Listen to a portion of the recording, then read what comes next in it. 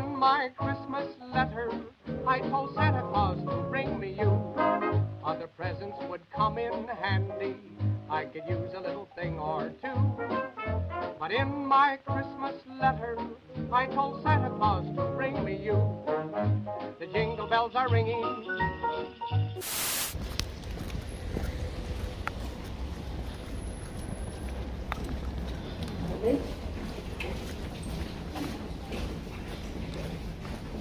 Y'all, I just went to Lidl, right? Like, I left in a hurry because James and Armin were leaving, and I was like, oh, it's pissing rain, like, I want to get a ride in the car. So I didn't have time for breakfast, so I was like, oh, I'll stop at Lidl really quick, it's on the way, I'll get breakfast. Then I saw they're doing this, like, half-price event, where all the stuff that's, like, you know, cheap anyway, like £8, is now £4. I'm going to show you what I got. Okay, so the whole of my bag, I spent £9 something. Like, I spent less than £10. I'm gonna show you what I got. Okay, my slippers have kicked it from last year. Like, I have slippers in the winter, like I don't use them in the summer.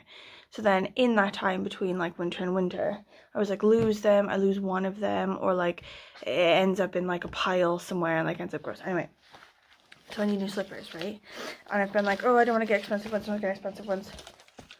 £4. £4 Fluffy's F. I'm gonna put them on right now because my feet are wet. Okay. Also, this. Look how cute this is. Look at the cuteness. Okay. They had loads of cute ones. They also had like a little Christmas jumper. It was like a Christmas sweater with a little on it, and I almost got that one for irony. Okay, but in the end, I don't want to mess about. Okay. And then also, I got these like protein drink things, which is like my new sort of thing now.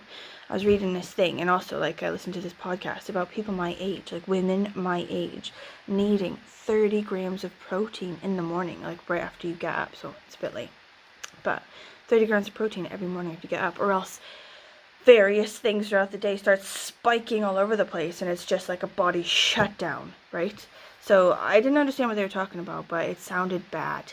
So now I'm gonna do it. I'm gonna do the 30 grams protein thing every day. Like I bought this big bag of like vegan protein powder for home, and I've been putting it in soy milk and stuff, but it tastes like ball sack. It tastes like licking the underside of a monkey's balls, and I feel like I need to get better stuff, but also I worry that it all tastes like that. So I'm gonna try one of these like pre-mixed ones,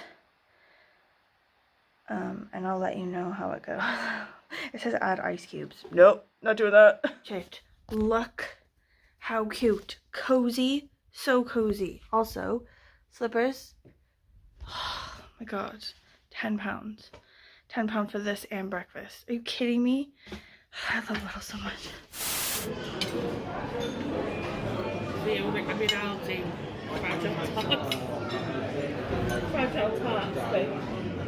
That's a new name for Yeah. She was shocked. She was like, girls these days. Devotion by Dolce & Gabbana. A new fragrance for her. Oh my god, the Beyonce movie was friggin' cool. Okay, so I saw the Taylor Swift show, the one where it's like the concert live, and that was cool. Okay, I like a bit of Taylor Swift. My Spotify Wrapped has indeed verified that I am a fan. But, you know, it was just the concert, and I can't get tickets to the concert, so, you know, might as well go and see that, blah, blah. But the Beyonce one, I was like, why are we just going to go and see this concert again? We've been live, it was amazing, why are we just going to watch it again? But it turns out her one isn't just the concert. Like, it does do a lot of, like, clips of the show, and it does, like, all the songs and everything, but she wore different costumes and had different choreography and stuff throughout the run. So like she'd be in one city and have these outfits, and be in this city and do this thing, and like there were a couple times like where things happened. Like one time Diana Ross visited the thing and did a set, and one time like all the lights went off on it, you know, and like she had her daughter on some of the concerts and not other ones. So it did like a mashup of different nights that she did in like different cities and stuff, and like also it showed loads of the fans, you know, like they were like really wild fans, I remember at the thing. So anyway, and in between all that, she like does a lot talking about the show, like how it is that it comes together. She said like there are 3 full stages. One is being built while 2 others are on their way to other cities, like that. And also like they were showing people building it like piece by piece by piece, and like they had so many women on the set. She was like, I've never seen a huge production like this being built by so many women. I feel so proud. And she was also sort of saying like about what it was like sort of perform for her, like with her daughter, you know, and like her daughter's 11 while she was doing it. And she's like, oh, like I'm so proud of her, you know, she's really coming to her own, blah, blah, blah. And like she's talking to her mother as well. And she's like, oh, I love that you become such a good mother. And she was like, oh, it's all because of you. You were such a good teacher. Like it was just so lovely. And also she talked about like the costumes, like that song, like Uncle Johnny made my dress, like that. It was a real guy, like Uncle Johnny, who was like this family friend, who was like, she was sort of saying like how hard it must have been to be like a gay black man in the 1950s.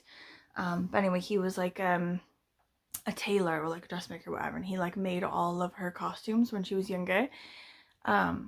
Anyway, it was really good. It was really interesting, like bits of stuff, but also the songs as well, so we could like sing along to them and like relive the choreography like up close, because the seat that I had was like really high up in the stands and everything when we actually went to see the thing.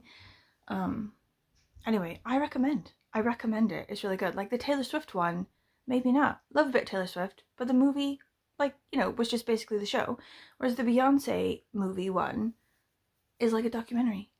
It was delightful. I loved it. Okay, I am waiting for the tater tot to finish cheerleading practice. Like I spend quite a lot of time in the parking lot waiting for her to finish things, but I don't hate it, I'm not gonna lie. Get a bit of an audiobook on. Oh my fucking god, there's a spider on my back. No, get off. No, get off, you have to get off. I'm sorry.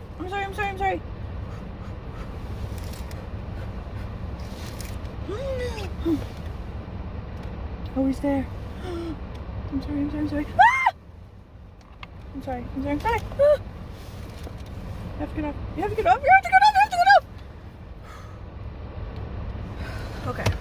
Anyway, I spent a lot of time in the parking lot waiting for the tater tot to finish things.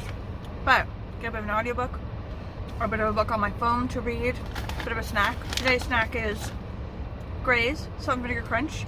I'm able to afford Gray's, the name brand, today because I got it from Lidl. If I shop at Sainsbury's, I have to get like Sainsbury's own brand of the same thing, which actually I think is better. That's not what I said. Always sat here, chillaxing. I think we should have a light chat about my December TBR. Okay, I know that it's like the 4th. It's the 4th. I know that we're already into it a bit, okay? But I feel like my December TBR every year is very fluty. Like it's never, you know, I gotta do this, I have this plan, I'm gonna read these. Like it's never really structured because I got loads of other shit going on, you know? So it's more like fill in the blanks of the reading challenges I got on, unless I finish them off, which I have done. We'll talk about that another day. Or it's just basically like whatever pops up on my phone for my like library holds or like whatever, you know, I'm feeling out the minute somebody mentions blah blah. So I think for this December I'm gonna carry on with library holds that sort of like pop up. Either they send me the thing to say I can go and get the book, I'm not gonna read it, or it pops up as an ebook, like an audiobook or something on my phone. I've turned the air off. Does that help the sound? I don't know, we'll have to see. Anyway, books wise, I'm in the middle of 3 at the minute already, and that's sort of how I roll. That's what I do. Like I think a lot of people are really stressed by that, you know, they're like, oh, I have to have just one at a time. Me, I feel stressed if I have just one, because I'm like, what if I don't want to read that one at that particular moment? Like I've got an audiobook on the go, and also a physical book, and also a book on my phone, which is a graphic novel. Like it's all 3 of them are very different vibes for very different situations. Anyway, the audiobook, okay, is False Value by Ben Aronovich, and as part of this like Rivers of London series I've been annihilating in the past couple months. It's really good. I'm really enjoying this one, but I enjoy all of them. It's gonna be really hard from like you know, the video to do with your 10 favorite books for the year that we do every year. Like I've been sort of like thinking about it and cultivating it so that I can do a video on my 10 favorite books. But I read so many series books now this year that it's like they're all great, you know? Like I'm gonna have to just pick one that represents the whole of the series. It's like the one book I read this year of that series that I liked like most of all, and then just say it's a stand-in for all of them. Anyway, false value. At the minute, the police officer main character of Rivers of London, he's been suspended for something outside of his control that happened in the last book, okay? And maybe he's been kicked off the force for it. You don't know, okay? Maybe he's not. We're waiting to find out. It's brilliant. Okay, the one that's on my phone, that's like a graphic novel, that I was reading. I was reading it in the toilet today at work. Like, it's a bit too much information, but I'm going to say it anyway because I feel it's very important. Also, why do I always talk about poo? Why? Maybe I won't. No, I will do. I will do. Okay, there's a magic toilet at work and it has a bidet in it, or a bidet, you know. Because this guy needed it. He had like a medical thing and he worked in our building and he had this like medical thing. So HR had to provide him with this thing to help him with his medical thing, and it was to do with his bum hole.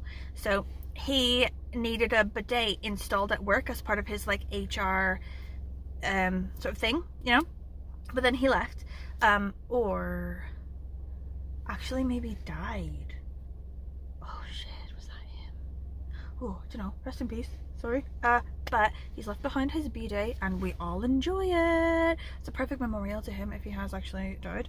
But it's like one of these Japanese ones, so it's not a European one. Like, I don't like a European bidet. Like, I go to Greece or whatever, I go to France, I go to Spain, and there's always like another sink thing next to the toilet with a faucet. I don't like it. I don't like to move my bum from one receptacle to another receptacle, you know? Like, I want to just sort my life out before picking my bum up. Do you know what I mean? But this bidet thing that's in the office, or it's like 2-3 floors up in like a back corner, which is perfect because like you're only going to be there if you work for IT or you're like there for this purpose, you know. But it's like one of these Japanese bidets where it's got a panel on the side and you can, so it's like the same toilet, same everything. You don't move when you're done, you know, with your business. You just press the panels, and there's like one panel that's like a turbo wash and there's one that's called a posterior wash. I guess if you have like a backward leaning bum hole, like your bum hole is particularly back, like, I don't know, in its location. But there's also like a femme wash, which my friend tried once and she was like, never again. She apparently jumped off the toilet, she was so shocked, and it just like launched across the thing. But then there's also an air dry, so you don't have to use toilet paper literally at all, you know, even to dry yourself, because it air dries. But I did find you need to flush the toilet before you do the air dry, or then it's obviously like wafting air up from the toilet into your face and there's like poo in there. So for that situation, there's no Wi-Fi in that back bit, okay? You've got to be reading something.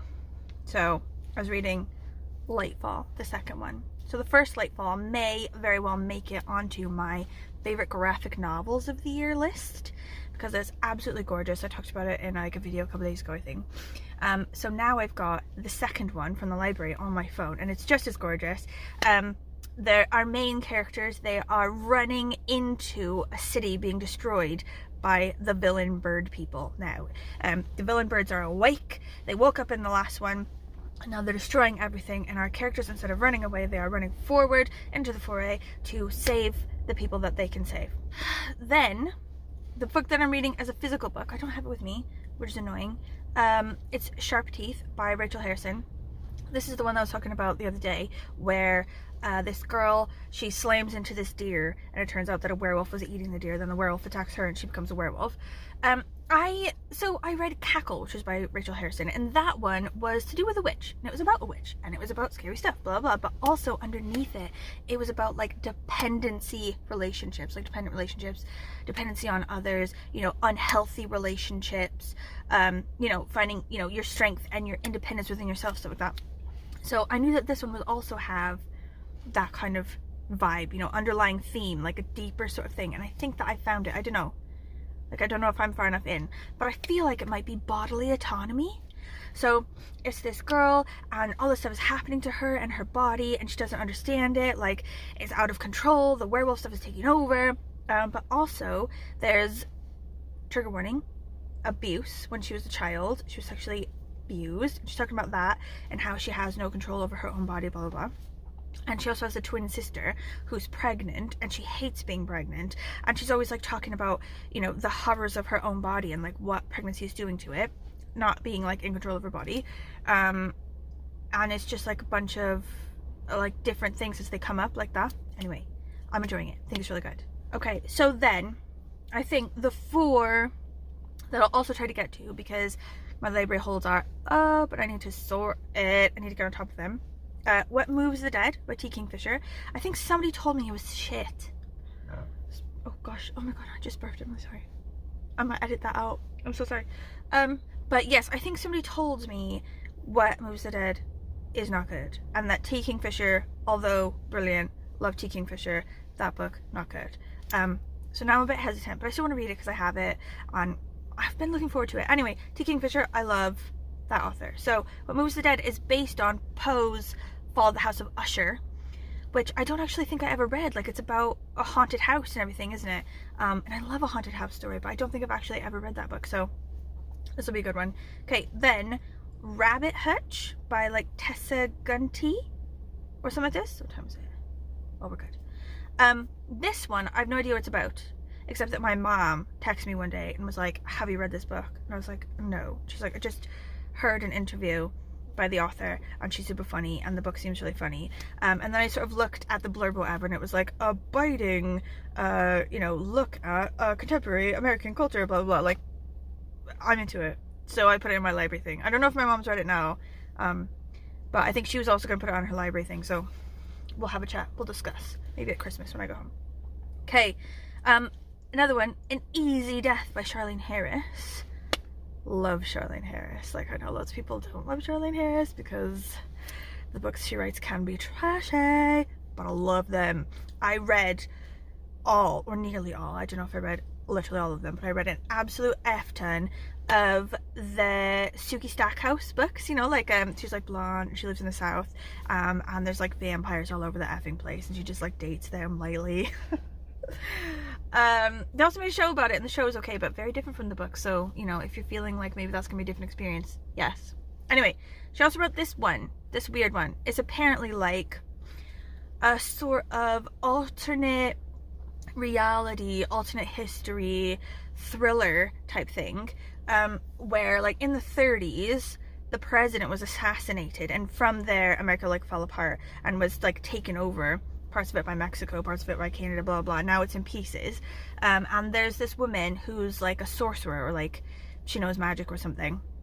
She lives in Texas, and she's been hired by like Russian sorcerers to find some like key ingredient thing, or these like people who are in the bloodline of some guy in order to save humanity or something. It sounds wild and I love that. I think it was someone on BookTube actually that told me that I should read that. I should go back and find who that was, because I feel like it's going to be brilliant, and then I'm going to want to have a discussion with that person. So if that was you, let me know so that when I read it we can chat. Okay, last one, oh, it's just another Rivers of London. It's Amongst Our Weapons. I might not get to that one. I might get to it, I don't know. But I'm a little bit obsessed. So I feel like when I finish False Value, the Rivers of London one I'm on in a minute, I'm gonna, you know, not be cool with just being like, right, well, I'm done with those now. I'm gonna want to just continue on. So might as well just get the hold over with now and continue on like I know I'm gonna want to do. Okay. I'm gonna have to go in a sec and get this sponge, but I feel like it's really late now. I'm gonna have to go home, have food, blah blah. I won't have time to think about anymore, so we'll just end this vlog here, end it, kill it. And then tomorrow I think we'll discuss lightly some zine type things. There's been zine developments, maybe also hobbies in general, because I do like to start a new hobby every year that I will eventually dump. Okay, and I feel like every year, you know, my year can be summed up in what hobbies I've started or dumped in that year. So there'll be a light discussion of that as well. I'm in the office again tomorrow, and also I'm gonna go see my friend for lunch who I haven't seen in ages. She has a little boy and I haven't had any updates on the boy, so it'll be nice to, why am I doing this? That's bad. It'll be nice to have a chat. Anyway, if you've gotten this far, I think this is going to be a long video. I'm really sorry about that. If you've gotten this far, thank you for watching. Mwah, mwah. I'll see you tomorrow. Okay, goodbye.